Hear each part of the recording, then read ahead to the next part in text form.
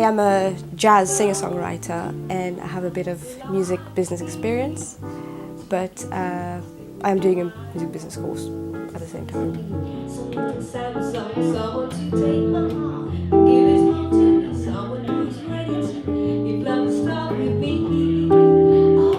I use a lot of music to actually meditate or pray. For example, I prefer to listen to a prayer that's being sung, the long healing prayer that I listen to every day. It's where I find my peace, really. But when it comes to work, the spirituality is there as I'm trying to do my job with as much integrity as possible and with as much honesty as possible. Well, I started off by being an artist, where I sold over 300,000 albums, mainly in the US, of my album called Stratospheric. And just through that process, you learn a lot about the music industry. And the natural progression, if you love the music industry, is to stay in it and you move on into management. So now I'm a music manager and I look after various rock bands and artists and songwriters. Unfortunately, in today's society, not a lot of it is about wanting to get into the music industry. A lot of it is about the fame, and it's about the glory of fame. It's being on TV and it's being photographed. That's what people want. And it won't keep. No, not for one day. Not to get on a stage and sing and entertain people. What they love is, having hundreds of thousands of people screaming out your name and what I call the new gods. When you look at certain Saturday night TV programs, you have these judges come on and people are just screaming out their names.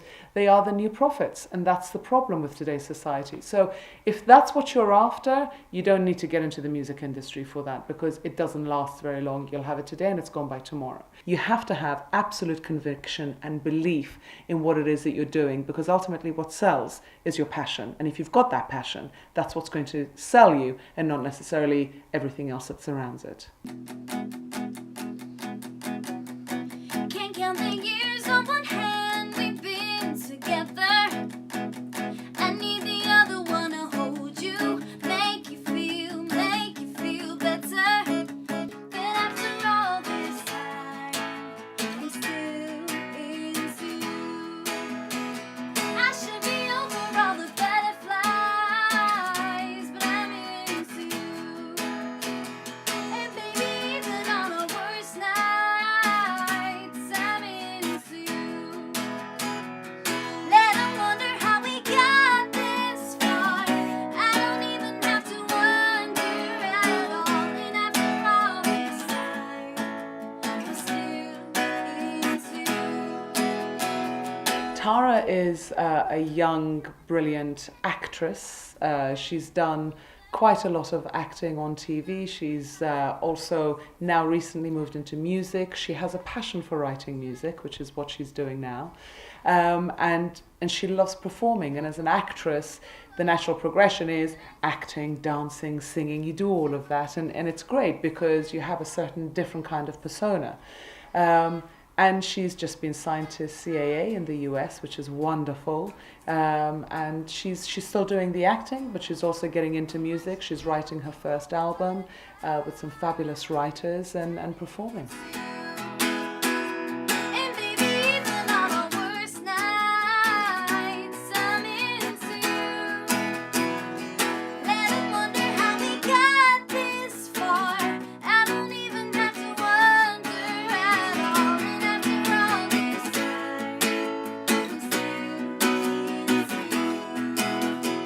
I think in any artistic pursuit, we're aiming for excellence and we're aiming for an expression to transcend our state. Whether you knit on the side or you sing or you dance or whatever it is, you don't have to be a great. You don't have to have it as your profession. But when we engage in the arts, what we're really trying to do is express something that can't be articulated in any other way. It's a feeling, it's a concept, it's an aspect of reality that's almost unreachable with language or just, basic rationality. It's really profound in that way. So therefore it's perfectly married with spirituality, I think, because when you're trying to do that, you're really trying to let go of everything you think you know, all the preconceived ideas or your neurotic little tendencies, and you're just trying to have a moment of being lost in what you're doing. Anyone who's ever engaged in the arts, whether it be painting, drawing, writing, there is a moment I think that most people can speak of when they just lose themselves and they end up producing something and they think, wow, did I do that? Not necessarily that it's so great, but it's something that they don't even necessarily recognize as being their own, because it's like you've tapped into something, or you've caught a wave and the wave carried you, and before you know it, your hand is moving by itself. This is a spiritual experience, and whether you don't even believe in the soul and spirituality, I would call it a spiritual experience, and I think that's what the arts bring us. I snatched the inner child out of this crack culture and discipline it. My jab is focused, the plastic molds in my fist will split it. My rap disclosure attacks the hopes that it gets you credit. To be a backstabbing vulture focused on fiscal digits. I've written lyrics for a long time, at least since I was like 12 or 13, and I'd play around with it. But even before that, ever since I can remember, really, I've been drawing and painting. And it was the first thing that I learned I could do and impress people with. So I remember the reactions that adults would give me, so it encouraged me. They were positive about it. I was like, wow, okay, am I good at this? Let's try and develop it. And over the years, I've learned the value of it. It's not actually just something you should do for the sake of other people. Drawing and painting, I think, are profoundly linked with self-awareness and awareness of reality, which is, of course, integral to spiritual matters. When you're painting and drawing, and especially realism, which is really what I'm into, and illustrative kind of stuff that tell a story, you have to be able to see things for what they are.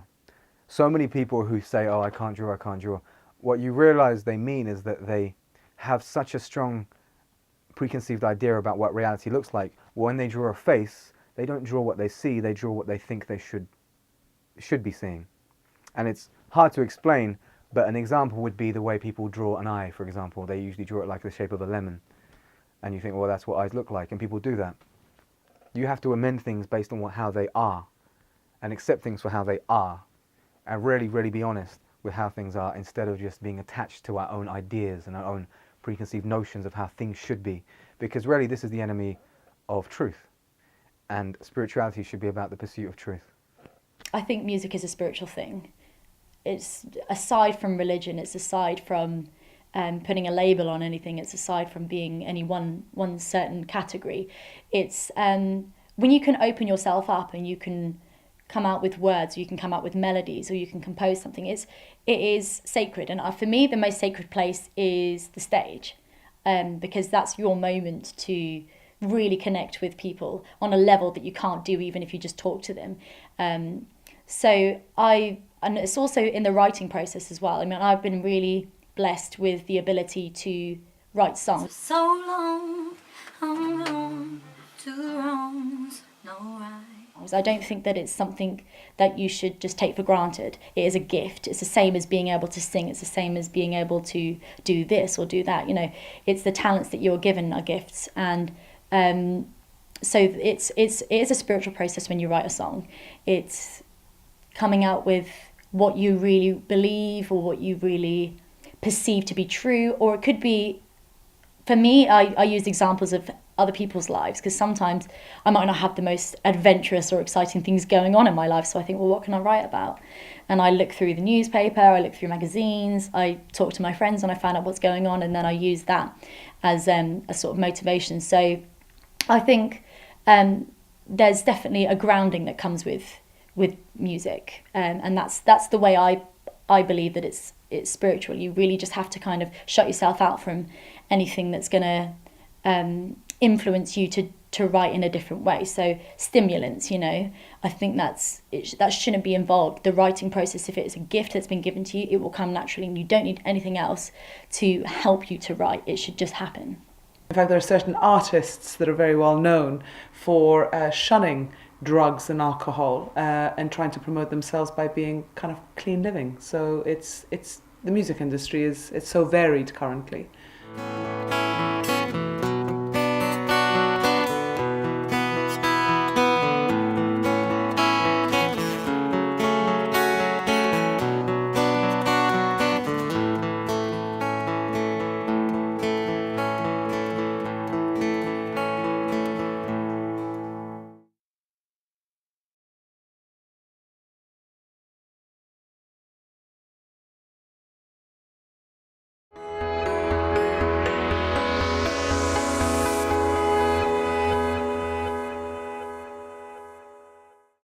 The best part of being a musician is when actually I'm performing. This is where I get my fix. I don't need anything else. I don't need drugs to actually take me there. So as an artist, I feel that performing or singing or being on stage and giving something to my audience is when I get my fix. That's my drug. The environment of a pop star is actually quite tough, especially in today's industry. You're surrounded by drugs and alcohol, and sometimes to try and overcome your nerves and going onto stage, you might think that you have to kind of attach yourself to certain things. So it's not an easy atmosphere to be in. You have to be strong. But there are a lot of bands and a lot of artists that are actually now putting away drugs. My intention with hip hop is to use it in its essence as a medium to express things that I believe in. The state of hip hop as it is, endorsing criminality and all kinds of unsavory things, that doesn't have to be the way I use hip hop. In my opinion, as an artist, whether you're talking about a painter or an actor or a singer or a rapper, it requires honesty. You've got to know who you are, self-awareness.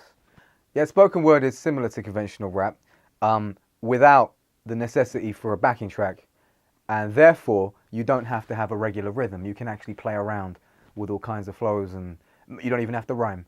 And I think that's cool. It gives you extra freedom. It's enjoyable to know that you can impact and influence young people. What are you going to offer people that's different as an artist, rather than just selling your music? What are you going to do to change the world?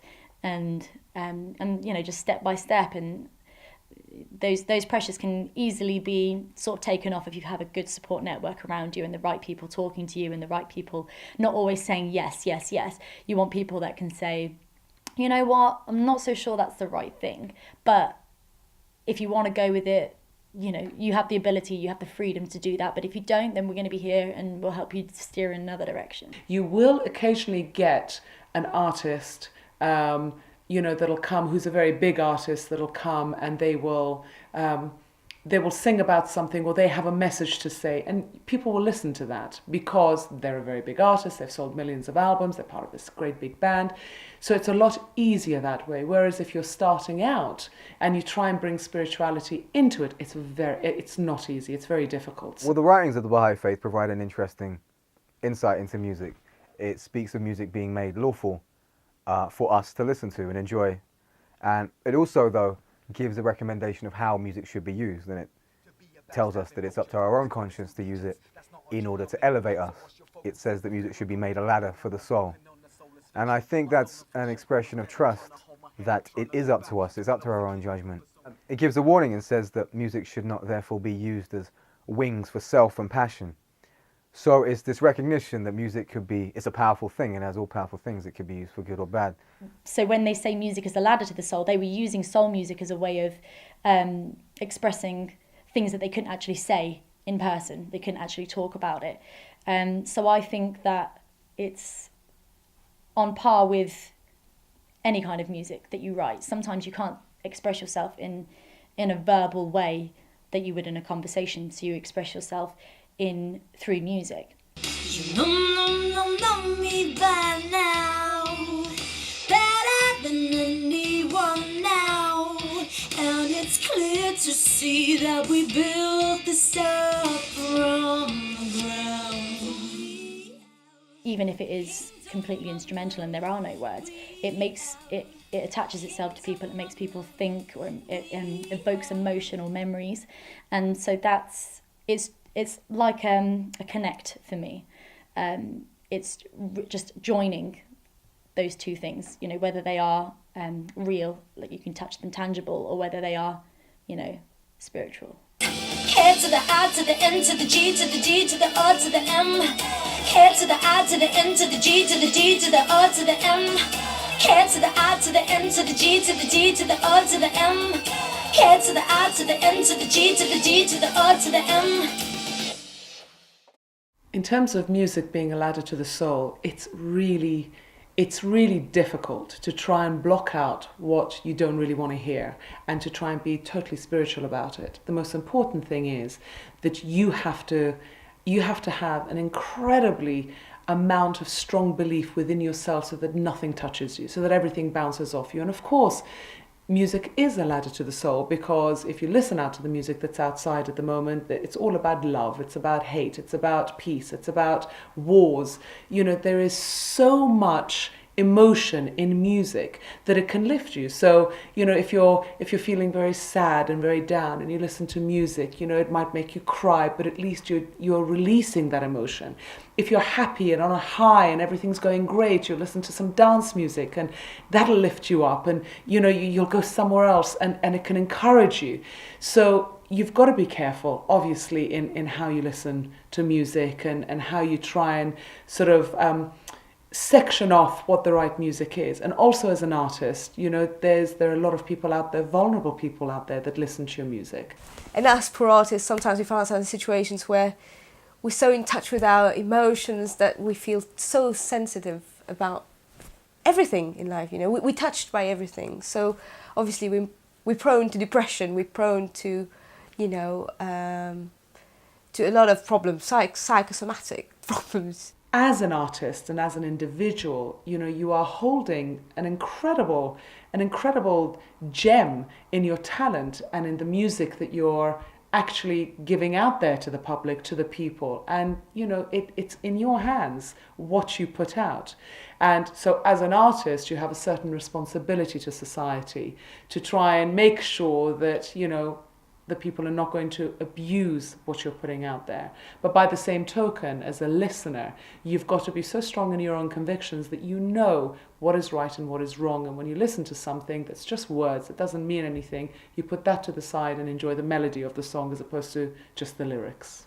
I think hip-hop has proved to be a powerful force in the world. I mean, back in the 80s when it was first beginning to emerge in the mainstream, people were thinking it was a fad. But then the 90s, they're like, it's a fad. Early 2000s, a fad. It's still with us. It's clearly not just a fad. It has the ability to capture the minds of the youth, and really it becomes anthemic for the urban culture all over the world now. It's not just about American ghettos. Everyone's embraced it, and I think that's testament to how powerful it is.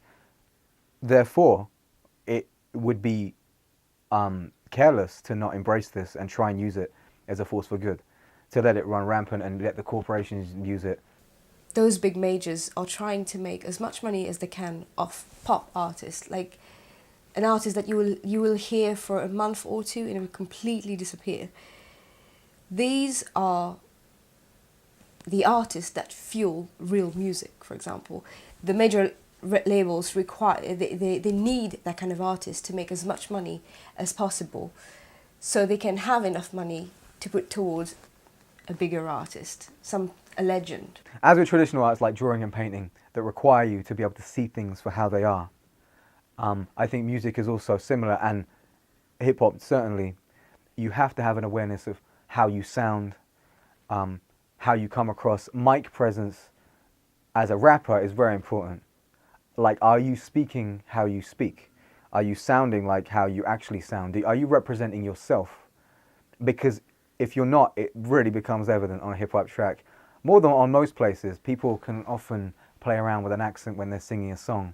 But hip-hop, you're rarely just speaking into the microphone with a beat behind you. Ha! Right and honourable men and women, behold as I attempt to be one of them in a vision, instead of the many in a flock who lost sense of their focus. Cosmetic faces, prosthetic personas, they're all missing passion, in fact no drop in them. Good for chasing money to flash for posh women, spazzing out like children with acid shots in them. I grab my rock, clinging to rap and rock rhythm. Scripture with my picture of my dead cat inside it, fighting with my psyche, trying to stretch back my eyelids, filling up my vision with death pangs and violence, red hands and sirens, jet black horizons.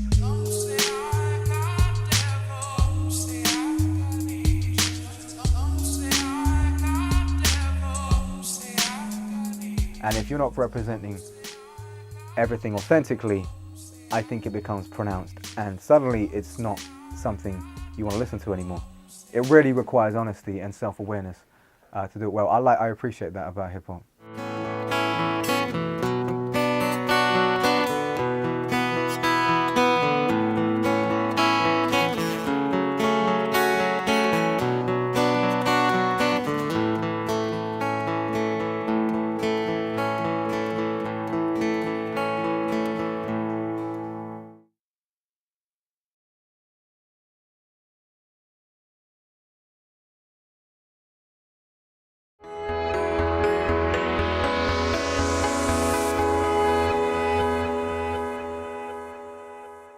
I've always had a very creative mind. I've always been attracted to colours and visuals. I'm a visual person, so that really is a part of what I do with my music.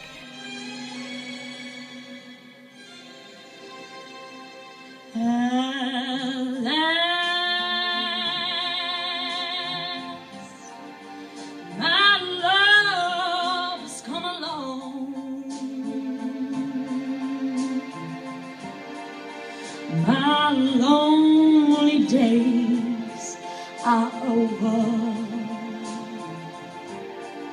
and life is like a song. Oh yeah, at last. I'm happiest when I have a crowd of people to perform for.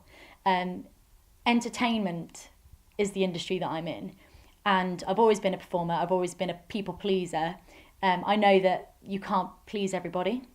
I understand that now. You know, there's going to be, you know, especially with the age of the internet, there's going to be people that don't like what you do, and you have to accept that. But at the same time, I think it's a very selfless industry if you have it the right way around. Selfish is the wrong way to be, because you have to get people on your side. And that's really what you want at the end of the day, because you're giving them your heart and your soul when you're writing music, and you're saying, like, this is an extension of myself. And if you then go, but I don't want you to have it, or I don't want you to understand it, then that's wrong. You should say, I want you to hear it, I want you to sing it, I want you to share it, I want you to enjoy it, because that's the whole reason I'm making it. And that's for me, that's how I measure the success, you know, is when I'm happiest when people enjoy what I do, and they leave a gig and they feel uplifted, or they feel, oh my God, I just saw something that I've never seen before. I feel empowered. If people like it, they like it. If they don't, they don't. But that sounds possibly selfish, but I think that's the most honest way to do art. I can't afford to be worried about what people think, because then I won't do it. And if I end up doing it, I'll end up being completely molded by people's expectations, and before you know it, you sound like everyone else. I come from a country called Mauritius, where there's a lot of things I would like to personally do for the people of my country. And I think that would be the best thing that I could do. That's what I call success for me, is be able to care for the people that I love, and also care for all the things that all the things that have made me sad when I was a child, for example, and still make me sad today. I think I'd like to do something about it. I think a way of trying to ensure that you don't go down the route of mainstream culture with anything is just having a guide, and the Baha'i writings are a good guide. Any of the holy writings are a good guide, and for them to be the underlying principles with which you navigate through life, it's wise to do that. And with music, it's no different. With any artistic pursuit, it's no different. So what's your focal center? Fear of going broken. Now I'm broken on the soulless venture. My soul and flesh are going fed up, trying to hold my head up, trying to go back to when I was a kid, hoping for so much better. I think allowing the writings and these ideas to be a guide for us in our artistic pursuits, and of course through life, would really safeguard us against ending up sounding like everyone else, and not trying to elevate, and not having a positive impact on people who are exposed to the things we say and do, including our art. As a mother, being a manager is incredibly tough, only because it's not a 9-to-5 job. It's a 24-hour job. You know, I'm constantly listening to music. I'm constantly on the phone. I'm having phone calls, and I'm looking at deals, and I have all my bands that come into the house. So I always make sure I pick good bands, because they're going to influence my children at some point. But at the same time, it's wonderful, because my children see the good side and they see the bad side. They come and they meet with the bands that I'm talking to, and they see that actually they're very normal people. It's not, it's not the, oh my God, it's a band. It's not like that. They are normal people. So it's a good education for my children, not to fall into this whole, I'm in love with this band and they are like new gods. But at the same time, it also teaches my children just about what I do and how I do it, especially as a religious person, because of my faith. You know, when I go to parties or when I have the band coming over here, it's all very pure, it's all very clean, it's rock and roll, but not to the point where you have drugs and alcohol everywhere, because you don't need that. And so it's a great lesson for my children also because of that, simply because of what they see on TV. It's a completely different world. We need to start re-educating humanity from a young age. Everything that's happened so far, it's great. Time moves on, there's progression, and you have various levels of progression. If you start from a very young age, if you start children and start instilling spirituality into them, and that's not necessarily related into religion, it's spirituality.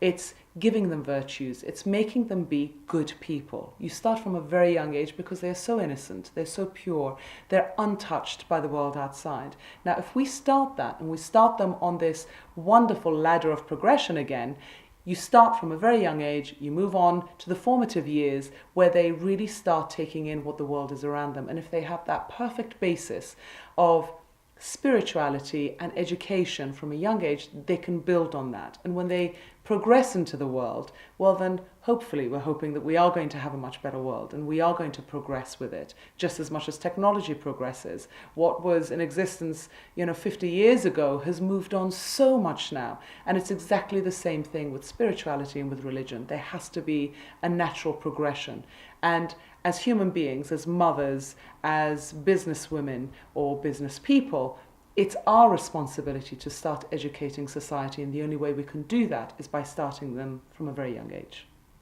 You really have to be acquainted with how things are, and you have to be able to let go of these ideas that you've built in your own mind that aren't representative of reality.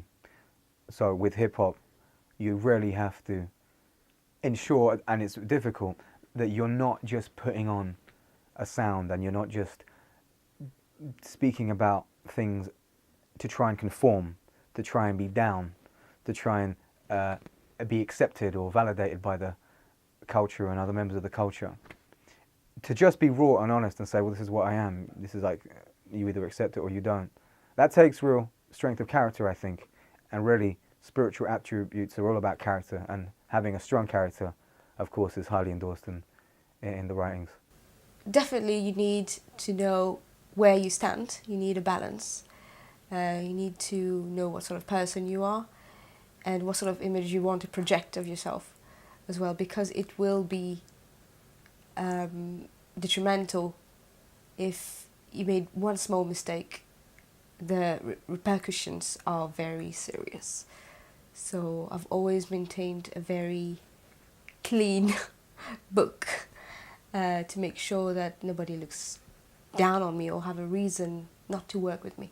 There's been musical changes as well, from going into starting with the R&B and the pop that I was doing, then doing sort of pop soul, then kind of doing like pop dubstep stuff, kind of following the trends. And now I've started to realise, what makes me happiest when I'm actually performing it. And I write like I'm performing on stage now. I don't write like I'm in the studio. I write like there's an audience there, and what are they going to feel like if I sang that word to them. So to be a good artist, whether you're trying to be photorealistic, whether you're playing with abstract forms, whether you're a cartoonist, you really have to know what something looks like in reality first. You have to really, really see things for what they are. You have to rid yourself of preconceived ideas of what you think things should look like and really see what they look like. And that is actually much harder than it sounds, because we have so many preconceived notions which dictate the way we act, dictate the way we live our lives, about ourselves, about who we are, about other people, about who they are. We're full of judgments. And if I'm self-aware, then I know who I am. I know that I'm not one of the many rappers who are kind of singing from the same hymn sheet. I'm trying to use it to be authentic. And in this context, I guess that would mean trying to provide an alternative message. A message that isn't so associated with materialism, more on transcending your current state, your current situation, whatever that may be. And I think that's the real power of music.